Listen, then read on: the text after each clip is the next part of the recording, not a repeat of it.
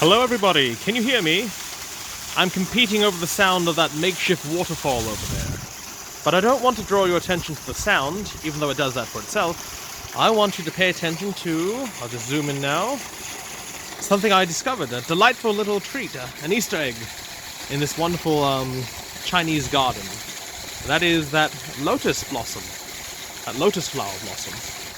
Now, for those of you who aren't aware, the lotus flower is a symbol of Buddhism, and although I'm primarily a Taoist priest, I do draw elements from Confucianism, Taoism, and any type of New Age, not New Age, but essentially Western philosophies too.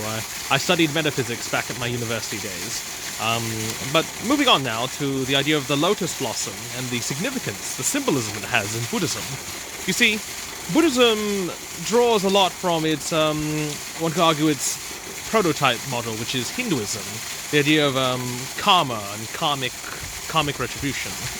The idea of the lotus flower becoming so iconic of Buddhism is strange, because most people hear the story of Siddhartha Gautama, the very first Buddha, who meditated under a Bodhi tree for 7 years and finally reached enlightenment after a vicious inner struggle with his shadow self.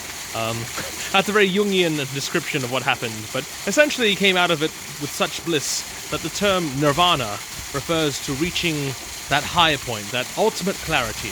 It's essentially the type of rush, the high you can get from, well, probably exceeds that of drug use, but I'm going off on a tangent.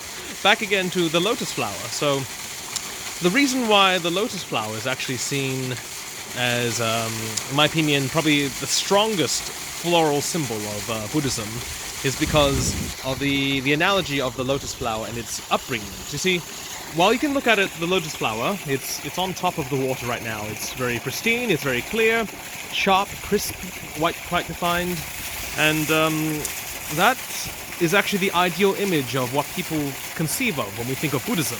The idea of enlightenment, being able to attain and aspire towards a higher sense of self. And I know a lot of self-help or self-betterment ideologies these days, they also take upon themselves to use this example of self-betterment. But the problem with self-betterment these days, I think, especially with a lot of modern self-help coaches and people who are very inspiring speakers, their skills as philosophers, you know, that's a topic for another video, but essentially people like to get this idea that you escape your past, that you leave your past behind you. That's very flawed. The idea of leaving your past behind you is almost akin to the idea of outrunning your shadow. You are, by definition, a combination of all your past experiences, which have led and ultimately shaped you into the person you are today, which in turn becomes the past of tomorrow. So you are self-creating in that sense, a very metaphysical, solipsistic sense, if we apply solipsism to this point. But back to the lotus flower, forgive me again, the lotus flower. You see, the lotus flower, even though it's not so apparent right now, still has its stems, is still connected to its upbringing, its origin, and that is actually the bottom of the pond. So although the water is very clear and pristine, partially thanks to that makeshift water fountain there, you see, that water feature. It churns the water, helps prevent algal blooms from forming. I have a friend who does plant biology, and she can tell me all about this type of thing. But for the most part, I'm just glad that my little Chinese garden, my little makeshift temple, my de facto monastery, so to speak, is kept clean and clear, and it doesn't really require a lot of upkeep. So. But the lotus flower itself represents the ability to overcome the initial turmoil, confusion, and struggle that one finds in life. And that is the idea of karmic enlightenment. You see, in traditional Hinduism, there's this concept that you keep getting reincarnated into another self. And your reincarnated point is actually determined by your previous point. So if you're good in your previous life, you have positive karma. That attracts a better position, a cleaner position. So if you want to think about it, good karma is closer to where the sun is. It's quite bright right now, you can see the sun there, but good karma is essentially seeking that enlightenment, seeking the light, and that means rising up higher. But bad karma, bad karma. It's negative qualities. They sink you, they weigh down into your soul, and they pull you deeper into the muck, the mud, into the darkness, so to speak. And, well, the lotus flower symbolizes perhaps mankind's eternal struggle with ourselves, our morality, and the concept of karmic good. You see, its origins are located at the very bottom of the bank, I suppose, you know, the bottom of the lake. And that's where it grows. That's its foundation, its origin.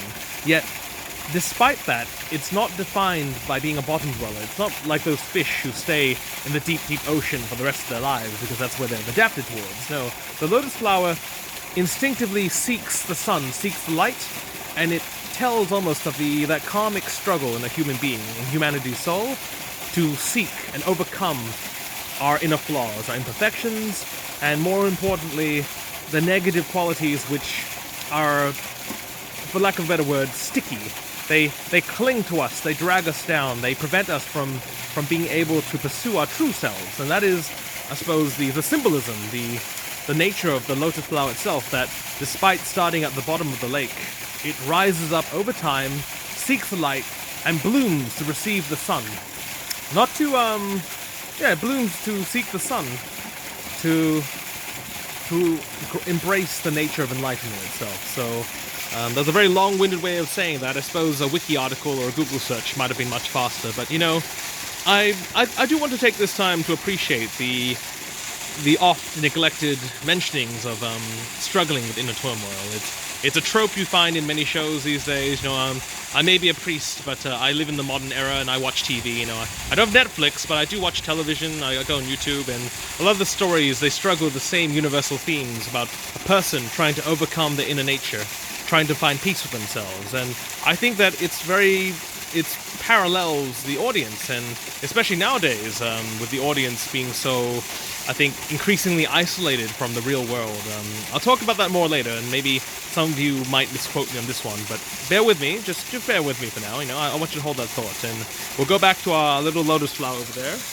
And I just want to take a moment to appreciate the struggles of this little lotus flower. It's very humble right now. Like, I've zoomed in on it so we can focus on it, but if I were to zoom out, you see it's really not very noticeable. It's just doing its own thing in the corner there, by the side of the lily pads, you know, with the flowers, and we've got the bamboo grove here, the oriental gate, some nice things up on that side over there.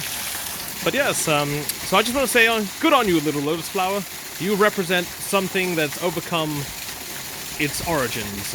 I think a lot of people these days can find solace in that. The idea that in the natural world, there's a lot of people, there's a lot of living organisms which seek to escape their origins, their humble origins. Yet the lotus flower reminds you that although we can move away from that, we're always going to be connected to it. It's something that's intrinsically, inherently a part of ourselves, and that's why, I guess in a nutshell, the lotus flower symbolizes what it means to reach, to aspire towards enlightenment.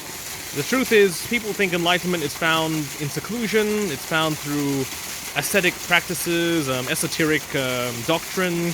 That's not true, because if you think about it, a fish, no matter how far it swims, will never escape the ocean. And that is reality as we see it. Rather, instead of finding enlightenment away from the world, it is within the world that we live in that we discover the enlightenment within ourselves.